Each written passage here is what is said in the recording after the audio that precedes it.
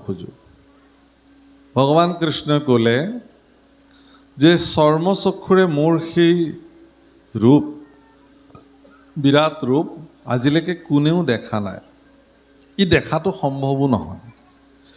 গতিকে মোৰ সেই বিৰাট ৰূপ চাবৰ কাৰণে তোমাক দিব্যদৃষ্টিৰ প্ৰয়োজন হ'ব, আৰু মই তোমাক আজি কৃপা কৰি দিব্যদৃষ্টি এতিয়া প্ৰদান কৰিম।